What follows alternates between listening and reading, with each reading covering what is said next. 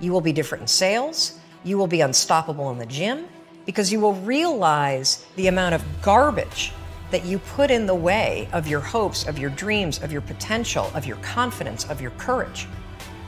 Everything comes down to the decisions that you make. We all know what to do.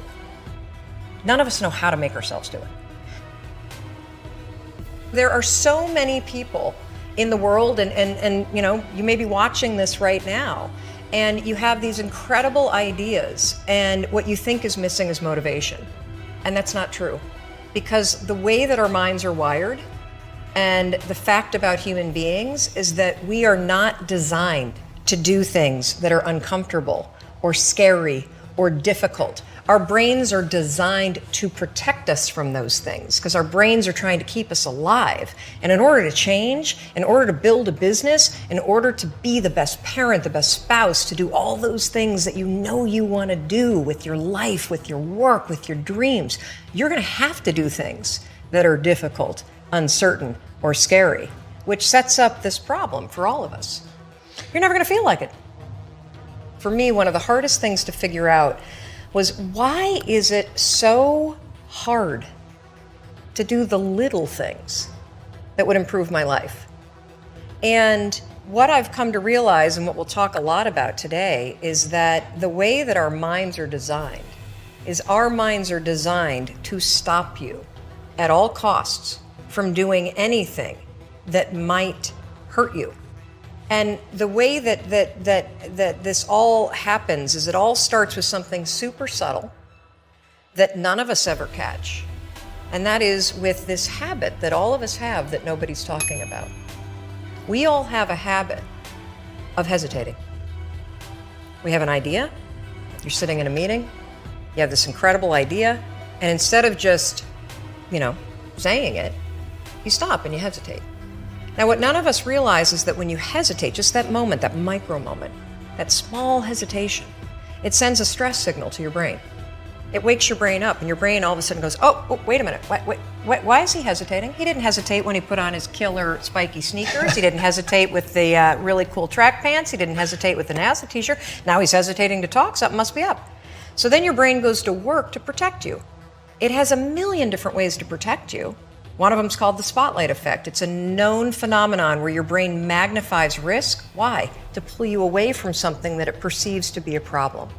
And so you can truly trace every single problem or complaint in your life to silence and hesitation.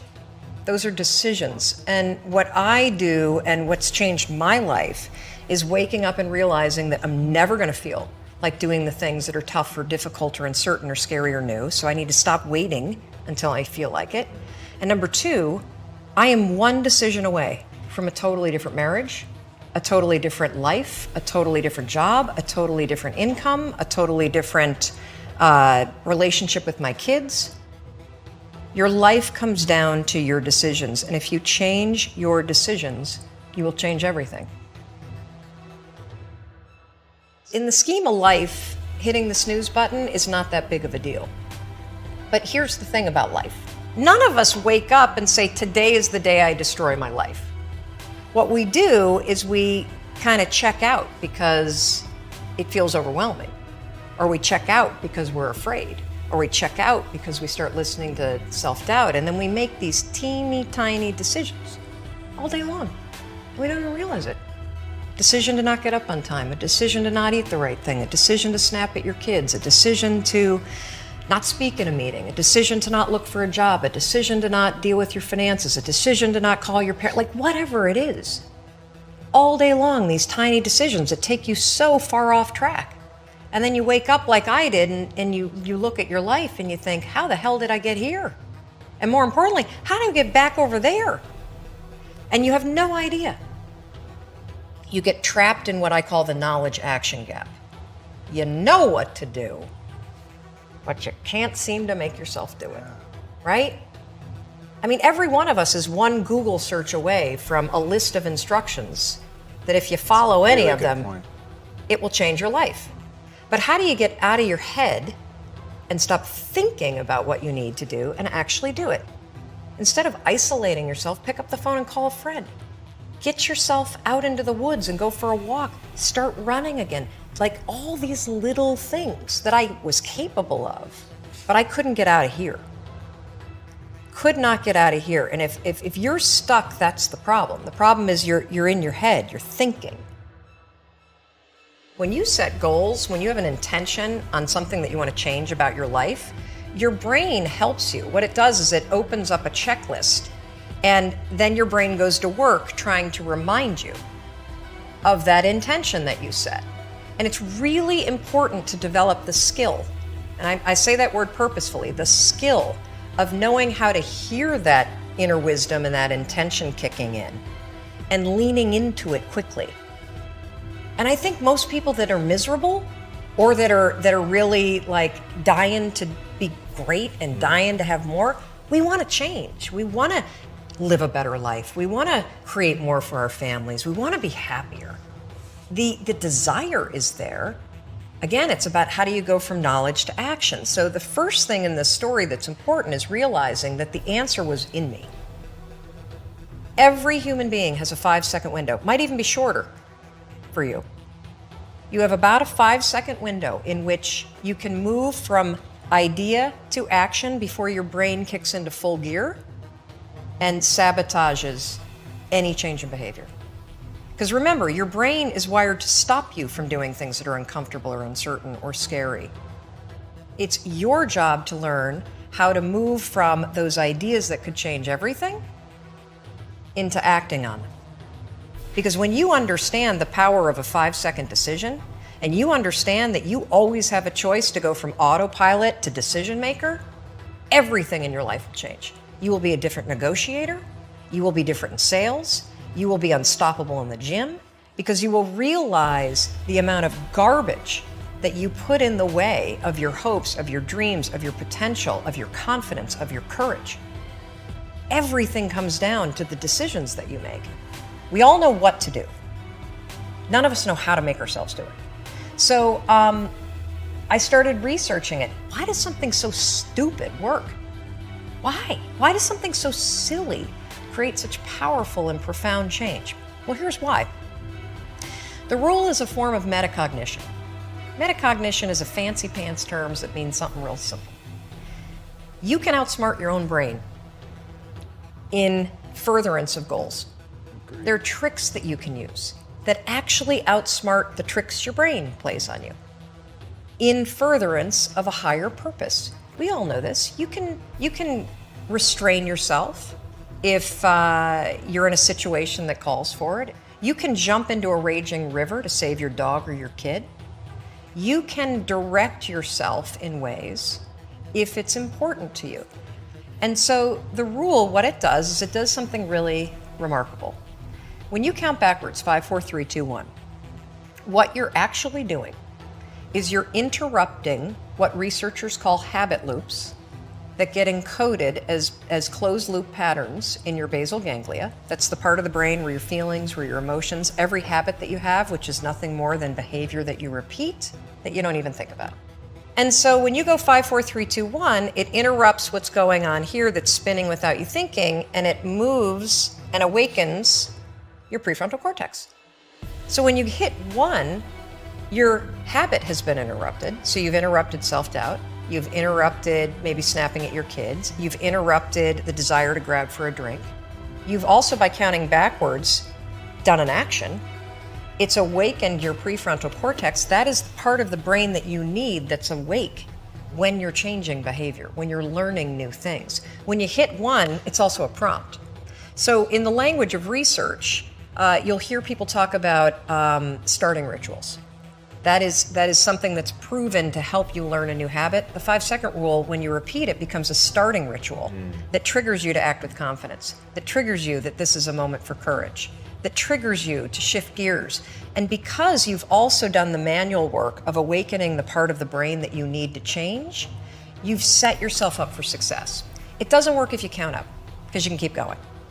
And also counting up doesn't require focus. If you count backwards, 5, 4, 3, 2, 1, it again awakens the prefrontal cortex and it prompts you to move. When you start to use it and then you read about it, you'll see that it's being used all over the place. They use it in the armed services in order to align troops and get them to start an exercise. They use it at elementary schools, 5, 4, 3, 2, 1, at big assemblies to get a huge room full of kids to stop talking. Really simple and interesting example, yeah. Because it requires you to focus. It's not a habit. It will become a habit that prompts you to have confidence and courage. But in the beginning, it interrupts patterns of behavior that you do on autopilot. It helps you assert control, and it teaches you how to become the kind of person that moves from thinking about something to actually doing it. Change comes down to 5-second decisions, and this is why the 5-second rule is important for everybody to know. It's your job to push yourself. And I don't care if you're Dr. Martin Luther King Jr., or you're Michelangelo, or you're Lin-Manuel Miranda, who wrote Hamilton, you will struggle with self-doubt.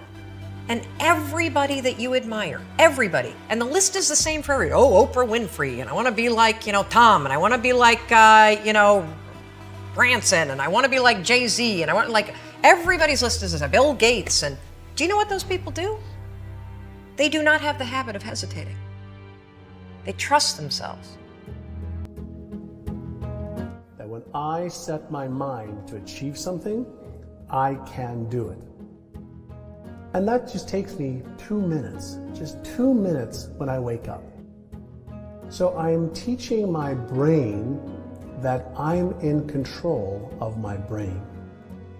When he started to share with me, to teach me that my entire reality was based on what I believed was real and what I believed was true about myself, about what's possible, and that I could change that, that's when my life started to change. He taught me the power of my beliefs. He taught me the power of, what I do every single day matters. He started to teach me that the reason I was getting into trouble, the reason I wasn't getting great results was what I believed about myself.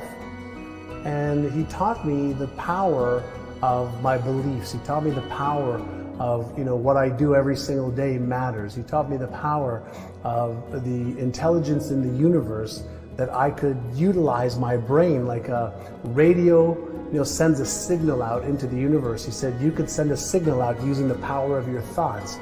He says, but you're also capable of receiving information, just like the great inventors, whether it was Albert Einstein, whether it was Edison, Michelangelo, any of the great inventors. They had these ideas that came to them, and they were just normal human beings, but they took advantage of the messages that they were getting in their hearts and their intuition.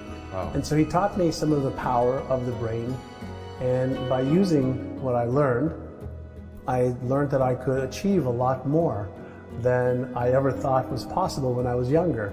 And when he started to share with me, to teach me that my entire reality was based on what I believed was real and what I believed was true about myself, about what's possible, and that I could change that, that's when my life started to change.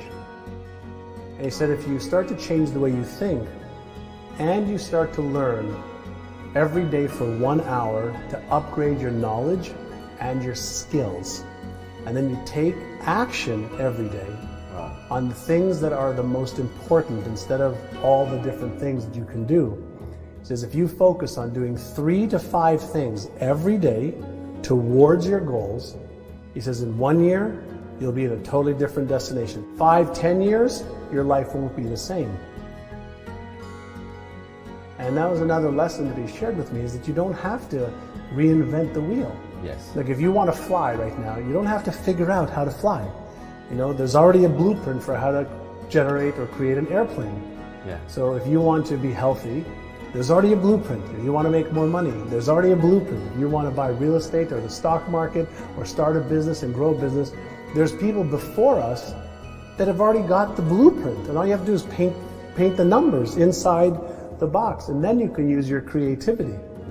So I just became a very good follower for a long time of things that worked. And when you follow things that work, it's like having the combination to a safe.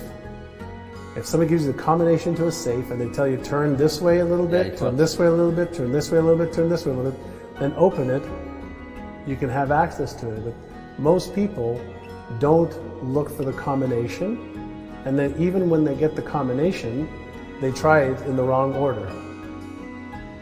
And so I learned at a very young age, thank God, to at least follow the initial plans.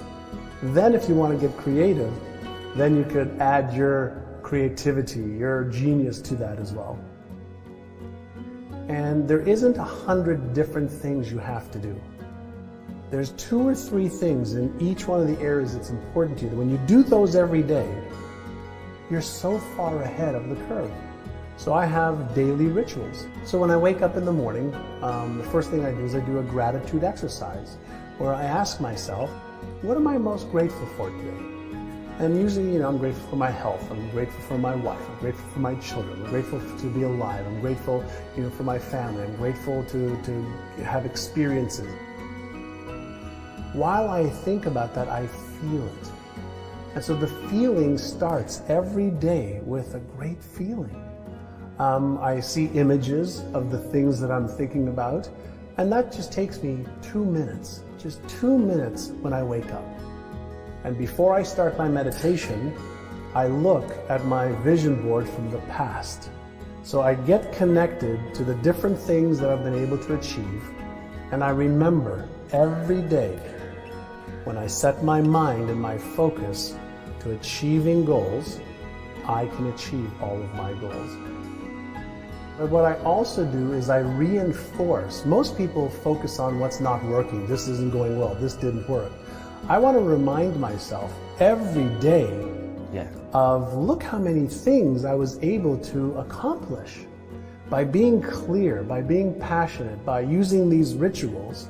So before I go into my meditation, which is with my eyes closed, I look at my achieved board, I get emotionally associated with it to remind myself that when I set my mind to achieve something, I can do it. In my meditation, sometimes I have no thoughts, where I'm just one with the universe and everything. Other times, I'll just follow my thoughts and I'll just pay attention, be mindful of where are they going this morning? Where are they going today? So I'll follow my thoughts and I'll just follow them. Other times, I'll follow a thought and say, release that one. And follow another thought and say, release that one. So I'm teaching my brain that I'm in control of my brain. See, most people don't realize that they are not their brain, but their brain is an organ. No different than your heart, no different than your legs, no different than your hand. And since we're not our brains, we can learn how to use the different parts of our brain. And if you don't understand the different parts of your brain, that's like having a sports car in your driveway, but you don't know how to turn it on, or you don't know how to change the gears, or you don't know how to put on the radio, or you don't know how to turn the heat on. Most people have never been taught how powerful their brains are, and for a simple reason that we haven't really known how powerful it is. We've had ideas, we've thought about it, but for the first time in the history of our species, hundreds of thousands of years on the planet, we're finally, in the last 10, 12 years, able to look a little bit inside the brain. And there's more circuitry in your brain than there is in all the telephones connected in the whole world. There's more circuitry in your brain than there are stars. And so when you start to go, wow, there's some real power within me, and if I learn how to use it a little bit better, maybe I could be happier, healthier, wealthier, have more purpose, have more meaning in my life.